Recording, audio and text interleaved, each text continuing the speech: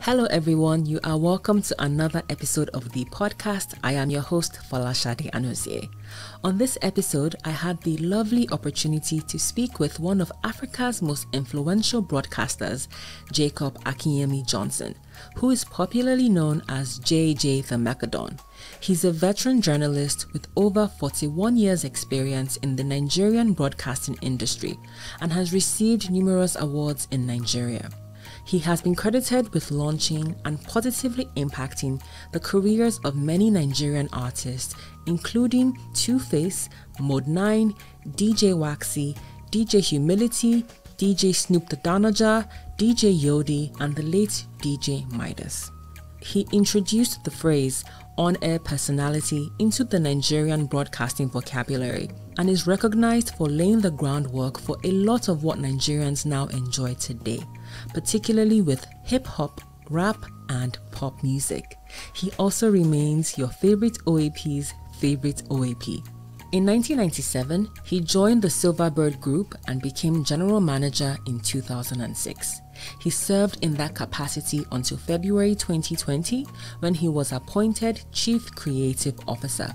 JJ is also the host of the music countdown show Top 7 Jams at 7 with JAJ The Mecca Don, which airs on Rhythm 93.7 FM. I had a quick chat with him about his journey, the evolution of music countdown shows, growing as a voiceover artist and radio presenter, and career transitions. Welcome to the podcast, JJ. Thank you very much for having me. It's a pleasure to have you here. Before we started recording, I was asking what you prefer that I call you, and you said that you prefer that I call you JJ. So, yeah, because your legal name is Jacob Akinyemi-Johnson. And I just wanted to know, for your stage name or your nickname, how did it come to be?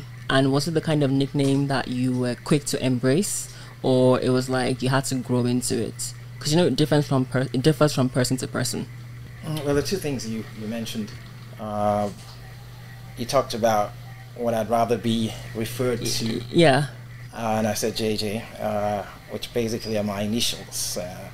Now, you also talked about what you referred to as a stage name. At different times in my career, I've had different ones. I think I started off with the Contact Man, and that went on for a very long time. And then I became Top Gun, and presently the Mecca Don. I think that will stay. That will say that? Yes, I think so, yeah. Yeah, okay. And I want to just also first start off by saying that I grew up listening to you. Your Top 7 countdown shows, I used to record them and I would listen to them after, you were done. I know when NEPA would take light, I would play it again on tape. So it is an honor to have you here, and thank you so much for making the time to be on the podcast. Now, with your career in radio, can you talk about how that started? How did your love or interest in radio actually begin? Well, I never actually thought that I would end up on radio. As a kid, what I, dreamt of doing was entirely different. I wanted to be a jet fighter pilot, and I'm still crazy about jet fighters to this day. However, that didn't work out. Why? It just didn't work out. However, it was more accidental. Like getting on radio. I took someone else for an audition. And I ended up getting the job. I wasn't even meant to be auditioned, but the person who was in charge of the auditions heard me talk and said, "Look, why don't you just try this as well?" And I said, "Okay, for the heck of it, I would." And we got midway, and he stopped and said, "How'd you learn to speak like that? You obviously weren't born here. You obviously didn't grow up here." And I said, "Yeah, that's true." Anyway, that's how I got on 2 weeks later. And I had to go through some formal training, and that's how it's pretty much started. Even then, I thought it was going to be short-lived. Why did you think so? I was a restless person. Funny enough, I still am, despite the fact that I've been in this same career this long. But I'm very restless, and I delve into other things as well. So I didn't think I was going to stay that long, As it turned out, I did. Yeah. You mentioned about not being born in Nigeria. I didn't know that. Yes, I will. I'm asking that because I actually have a question about that, and I didn't know that.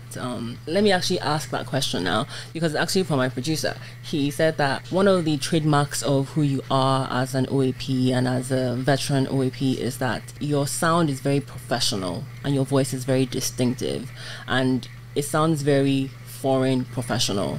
And when you first started, did you get a lot of pushback that you sound too foreign? And if you did, how did you manage that? Well, I did, both at work and just everywhere else I went to. People would always ask questions. You know, how come you sound like this? You sound, you know, like different. You sound different from most of the other guys. And I said, quite frankly, I don't even know. Because it's just natural. The problem is when it's not natural and you just try to put it on. Then you have a problem. And then occasionally you drop your guard. Well, with me, it was just natural, so I was just speaking naturally, and that was it. And I was kind of shocked at the reception. The reception was very positive. Yeah. And at the time, there was no internet, but there was a lot of fan mail, physical mail, you know. And in no time, the mail started pouring in. I couldn't believe it. I could hardly read half of it, you know. And I was in a station that was very, very popular, and there were just about 3 or 4 popular stations in the whole of Lagos, and the station I was on was the most popular, so you got a lot of people listening to you, a lot of people. And before I knew it, Nigerians, both near and far away, were sending me, you know, a lot of fan mail, and I was like, wow, I didn't bargain for this, but I took it in my stride. It was, you know, I didn't get swollen-headed, you know. Yeah, you're very level-headed with the accolades. Yeah. What is the story behind your sunglasses? Because I feel like over time, even the style of the sunglasses have changed. Was it a way for you to stand out and keep people intrigued, or it's just part of how you dress up? Well, it's just part of my dress code. I mean, I've always had a bohemian way of dressing up. I mean, I don't just do what everybody else does. You know, I just come up with my thing. You know, I've always liked sunglasses right from high school. The likes of Patrick Doyle can attest to that. I've always, you know, like different styles. As the styles evolve as well, yes. I just feel very, very comfortable with sunglasses, even at night. No, because I wear glasses, so sometimes I always consider having glasses that are sunglasses, but they're actually prescriptive glasses. So, you know, it's a really cool look. I just wanted to ask you about that, and I think that cool. over the years I've just always been intrigued about that. Now, did you always know you had a distinctive voice? Because I know you said you took your friend to the audition and someone told you that, you know, you sounded professional, you sounded good. And I ask that about your voice being distinctive because you don't only do radio, you also do MCing, you also do backstage awards announcement. So I wanted to find out that how did you go about honing your skills, particularly your voice, to be able to do other types of, what's the English I'm trying to get at? To do other things. That's what Well, basically, I think I just grew into it, you know. I grew into those things. But you see, the most important thing is once you have the gift of the gab, you can handle most of these things. So basically, it's just communicating, really. And I didn't find any of those things hard. You know, for me, it was just a piece of cake, actually. And I'm back to the distinctive voice that you mentioned. I guess that's just from God. I don't know where it came from.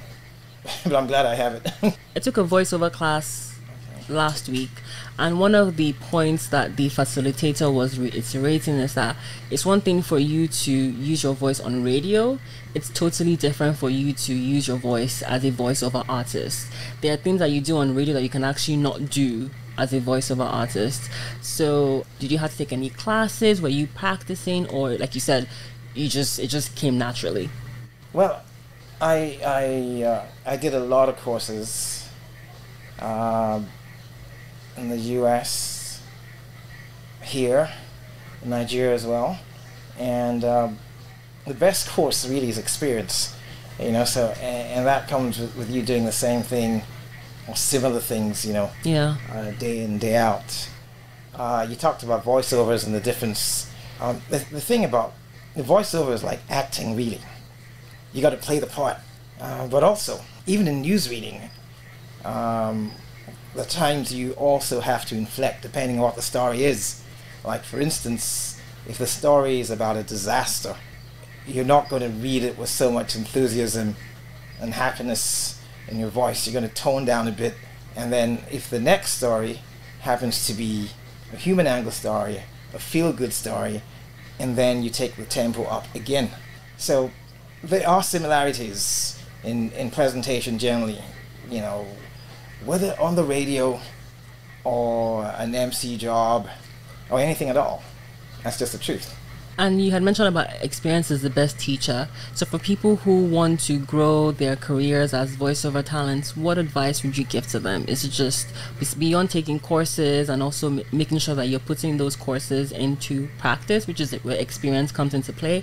Do you have any other insights that you could share? Well, first and foremost, it depends on that person. Some people are naturally talented. It'll be a lot easier for them. And some people have to work very hard to attain that standard. So the first thing you have to, really soul search and find out if you can. It beats me. I'm going to veer off a little bit. No, that's when you run a promo asking for a beauty pageant, for instance, and you have people who actually pick up the forms, and you ask yourself, this person take a good look at herself to start with. So what I'm trying to say is, find out if you really can. I'm not suited for everything on earth, and I'm not going to pretend. You know what I mean, right? I'm suited at what I do. I may not have been the best doctor on earth, so that's just it. So you got to know what you can do, and if you think you have a natural flair, the better. In some cases, as I said, you could go the extra mile. It may work, it may not, and that's why a lot of people start by wanting to be a presenter and end up being a producer. And they find out that, even as a producer, you're making even more money than the presenter. At the end of the day, you say, thank God for making me a producer, not even a presenter. It happens even, a lot of it happens even in Hollywood. Yeah. I mean, that totally makes sense. Is knowing where you fit and I guess working your craft. You got to know your strengths. Yes, know your what strengths. You can do, yeah. Exactly. Okay. Now, over the years, we've seen the evolution of music countdown shows and how the intersection of technology and the business of music has changed it.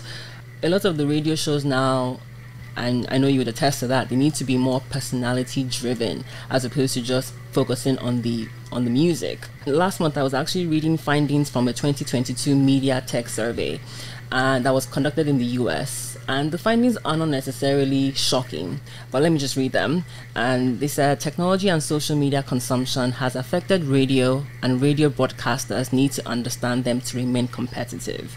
It says personalities continue to outpace music in appeal for core radio listeners, and personalities have become more important than the music. One of the other findings said Gen Z are less likely to use radio for their music discovery pursuits, and radio has become less relevant for new music and new artist discovery. Now, my question to you is, what role do you think that radio still has to play despite the growth of streaming? Well, I've said this over the years that radio is becoming very obsolete in its present form. But what a lot of radio stations have done is to join the bandwagon and have all their programs streamed. It's basically the same thing, so it's out there with all the other stuff that you can get on the internet. And then in terms of the relevance in the promotion of artists, now back in the day before the internet, your source of music, especially new music, had to be the radio or record stores. So it was like, who's going to play this song first?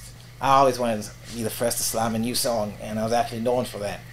But with the internet, you didn't have to wait, for the copies to be printed into vinyl or to be, made into a compact disc. So as it is now, radio's even finding it hard to keep up, with the pace of these releases.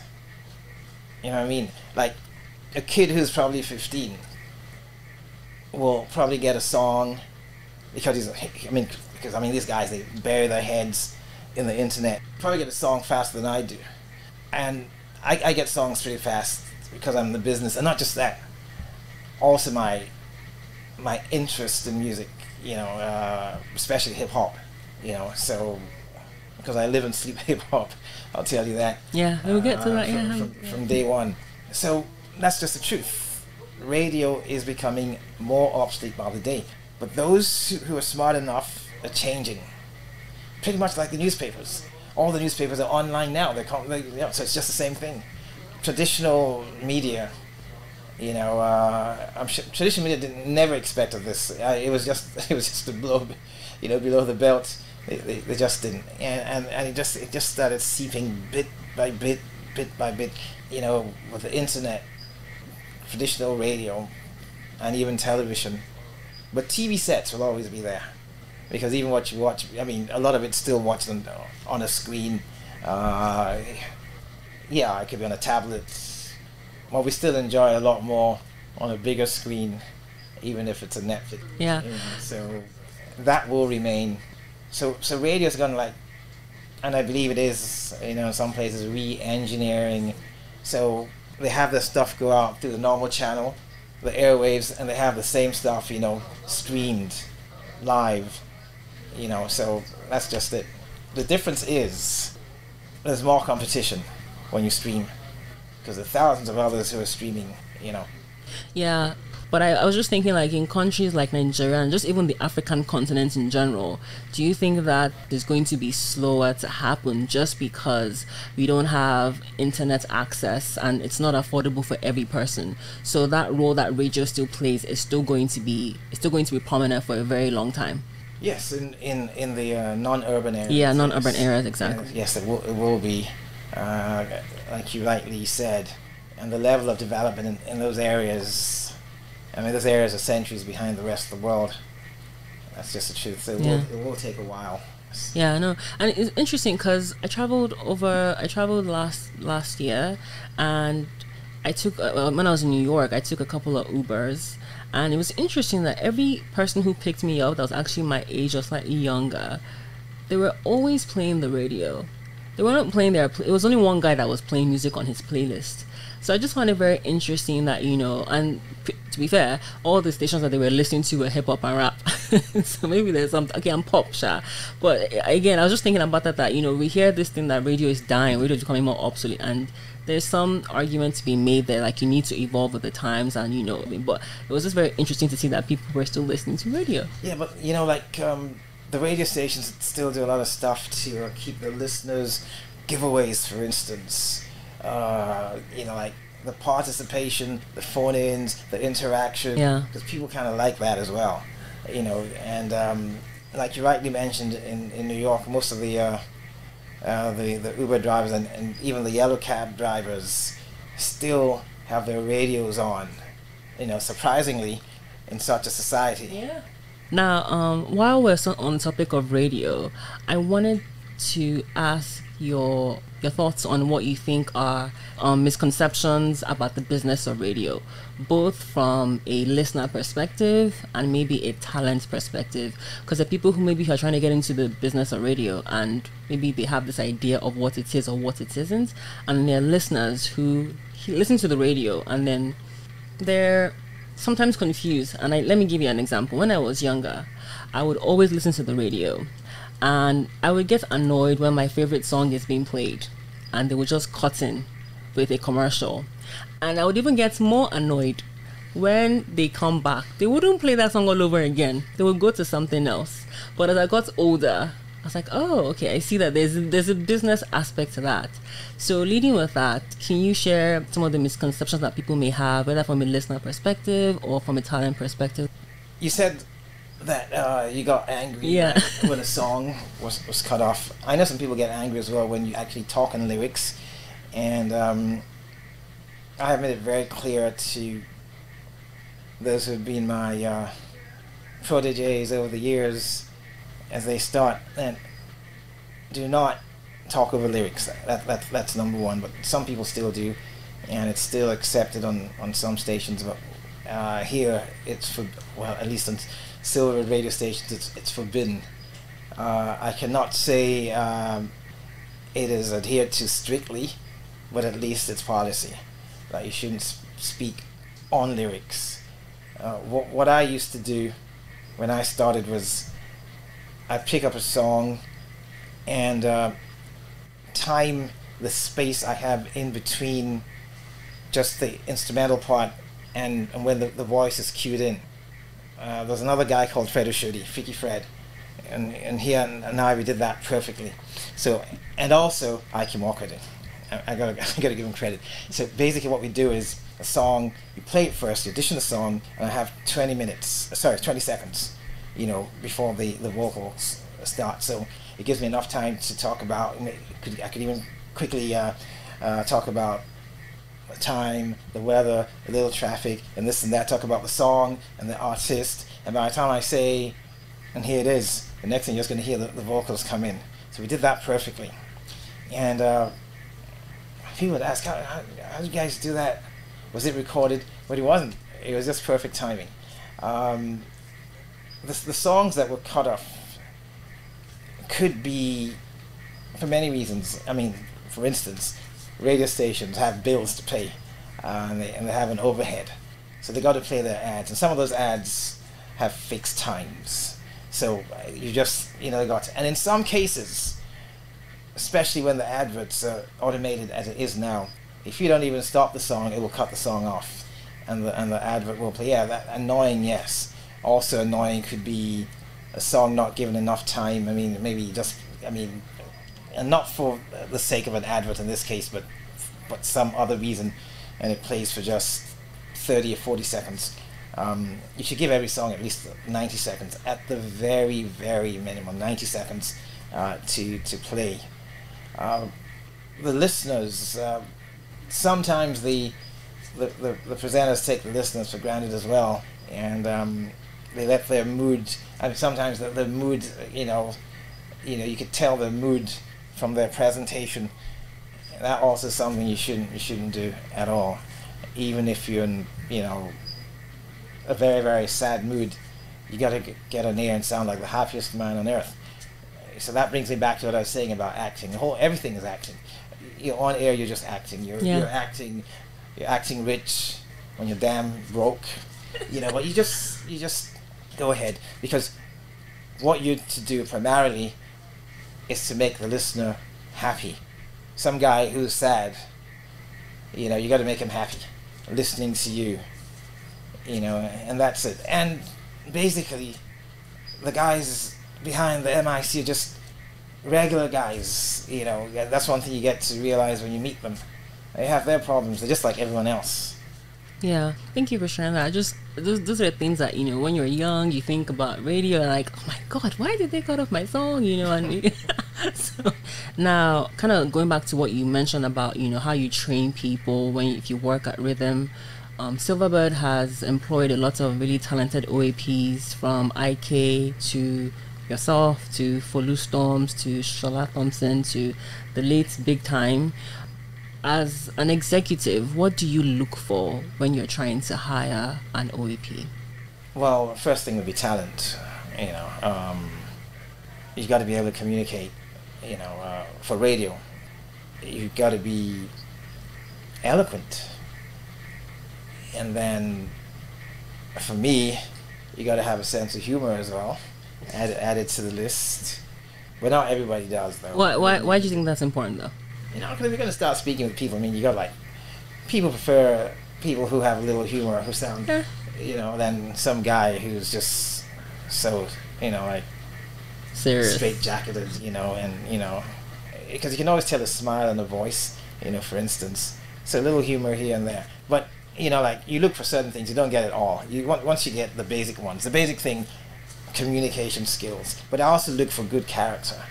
Yeah, because we've had great talent here, and we've also had a couple of guys who who give you nightmares as well. So that's the thing about talent. And people with a lot of talent are actually crazy. I'm sure you probably know that. So you got to be able to handle all of that. And is the character... Oh, sorry, go ahead. No. Oh, okay, no. yeah. Is the character connected to managing them as talent? Is that why you say character? Yes. It's very important. Look, what you're trying to get results, right? You're trying to get good results. Now, if you have a person who has so much talent, but doesn't come to work regularly, and his shows fail, out of 5 shows, 2 fail, but this guy's got so much talent. And you have this other guy who doesn't have as much talent as that, slightly above average, but everything else he does right. He comes to work on time. He does everything that you want him to do, but he's not just as talented as the other guy. Probably maybe not as funny. Oh, his communication skills are slightly less than the other guy. In some cases, you'd find that other guy, on the average, could score 75%, while this guy with a great talent might end up scoring 50, because if he's not going to be there for 40% of the time, that is a problem. It's that whole thing. I don't know if you've actually read this book whereby it says talent is overrated. You need more than talent to actually make it in the world. You need more than talent. You got to put in a lot of hard work. You got to put in the drive, not just the talent. And some people get carried away and just think that because they have the talent, and even it happens in sports as well. In soccer, for instance, you have people who have great playing skills. I could give an example, Balotelli. If you're a football fan, you know who I'm talking about. And Pogba's heading in the same direction. Talent, but the wrong attitude. Yeah, that's fair. Now, your show, Top 7 Jams at 7, is the longest running show on radio. It's the longest running music countdown show on radio. I don't know if in Africa. In Africa. 25 years. Well, in Africa, wow. Thank you for the correction. And one of the dominant genres on the show is hip hop and rap. Like you previously mentioned that you're a huge hip hop and rap fan. Yeah. Now, what are your thoughts on the evolution of hip hop and rap, both on the continent and internationally? Well, like most other people who've been at it as long as I have, I'm still pretty much down with all the new stuff. I don't have a problem with the new stuff like some would say, oh no. Yeah, old school is better. Yeah, it just depends. Really, just a different era.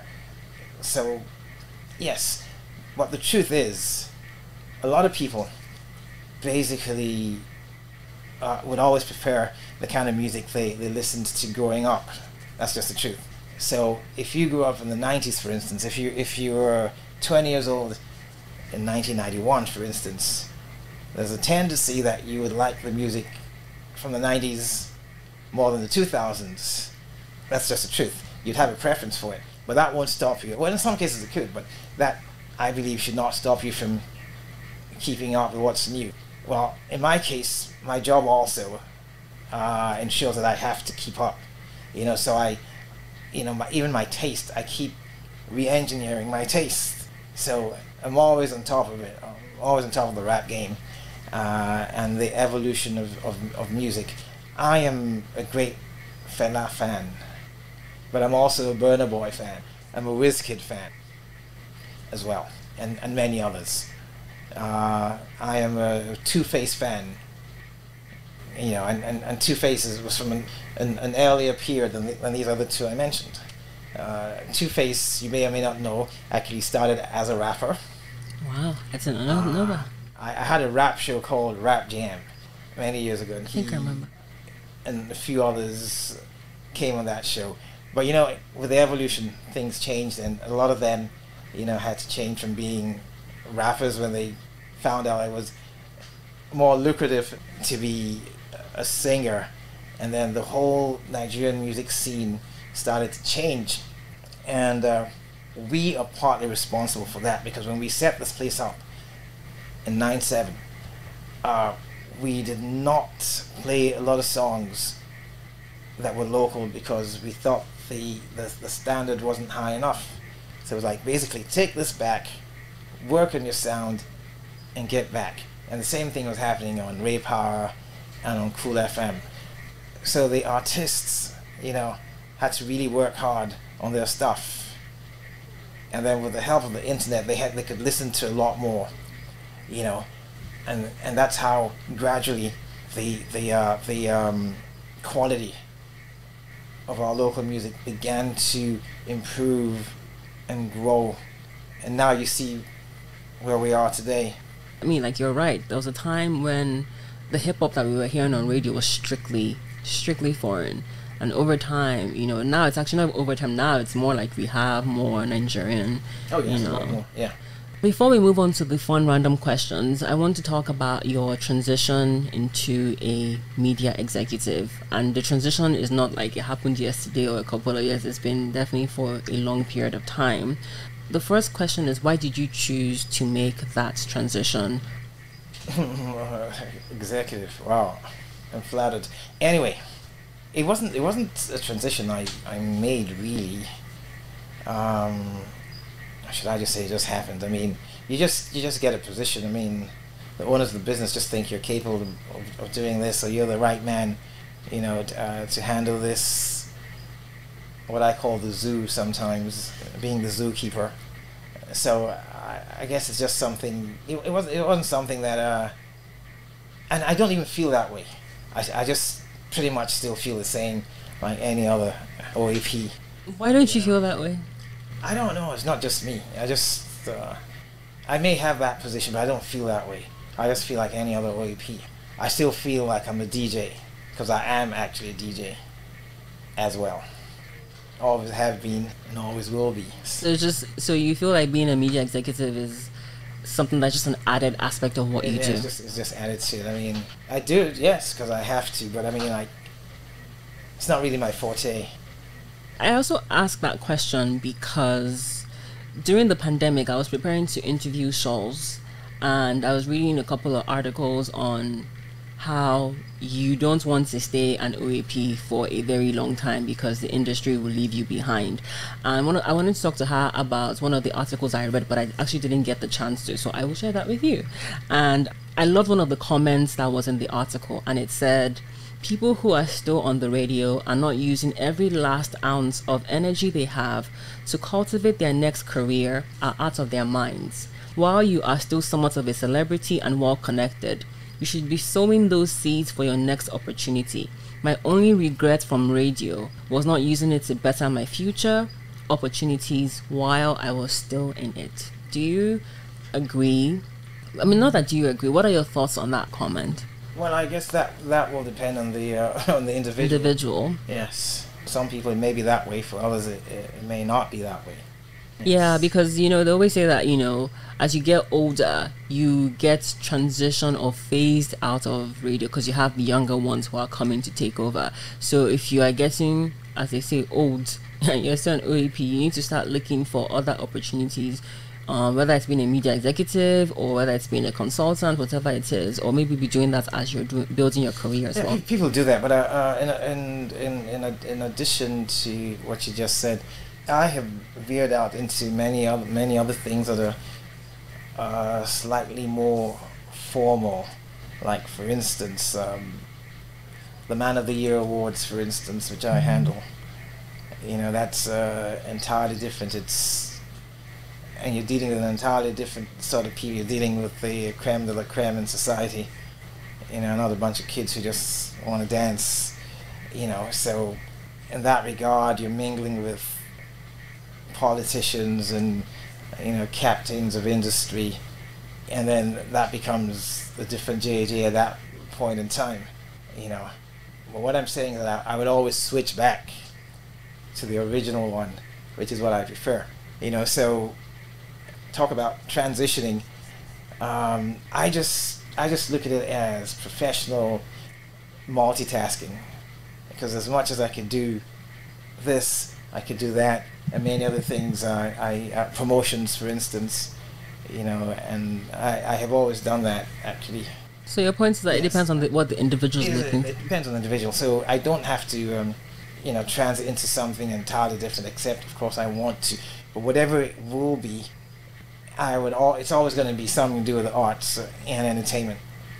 that's just it. We wouldn't see you going to become a, who knows, politician, who knows? Politician, no, that won't work for me. I could be behind the scenes. Like a strategist. I could be what you call a swing doc, yes. Alright, well, we are going to go on to the fun random question segment. So the first question is, which Top Gun movie are you rocking with? The original Top Gun or Top Gun Maverick? The original one. Second question is, in your next life, you would like to come back as what? The options are teacher, astronaut, or data scientist. Astronaut. Okay, that's cool. And if I happen to end up in Russia, a cosmonaut. Okay. The qualification is awesome. Okay. Now, third question is, who's your favorite radio host here on the African continent and internationally? That's a hard one. Present or past and present? It could be, it doesn't really, yeah, you can do both if you want to. I think I can do past. I probably can't do present. Past international, Frankie Crocker. Used to be in WBLS in New York. Past locally, Patrick OK. Fourth question is, the last album or song you listened to more than once was what? More than once? 1 million songs I've listened to. In the past week? In the past week, yes. So you can pick one? I can pick many. Because what I do is, for instance, when I do my boxing, for every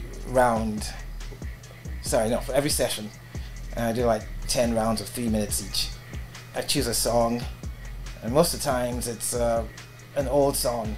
Okay, so in the last, how many, did you say 1 week? Yeah, the last week, yeah. Okay. 50 Cent's In the Club, and Eminem's The Way I Am. Those I have listened to in the last week probably 20 or 30 times each. That's good. The Way I Am is an amazing song, so I love that song so much. Okay. Final question is, what are 2 things that people do not know about you? Now, some know I'm a workout freak. Yes, that's my, I was going to say that's my first love. Yes, it actually is. I do a lot of weightlifting and boxing, bike riding. I'm out as early as 4:30 in the morning, 5 times a week. At the gym? No, I have a gym at home. Okay. I have a weightlifting gym at home. When I start out with a bike ride, about 15 kilometers, and then I do a fast walk, and I'll get into weights, and then I have probably the biggest punching bag in the world. It weighs 400 kilos of sand. Yes. Okay, so the first one is like you're a workout freak. What's the second? Oh, yes, for 2, right? Yeah, 2. I'm a movie buff, I guess. Okay, what was the last movie you saw? The last movie I saw was just yesterday, funny enough. And the name was just flowing out. I don't know if it happens to you. Sometimes you're 3/4 into a movie and you have to go check the name. What's the name of this movie? Was it a Nigerian or African movie? International? The one I saw yeah. Nigerian. Was it Pretty Girls or Girls or something like that? It had Insert Tokyo was the name. Oh, Glamour Girls?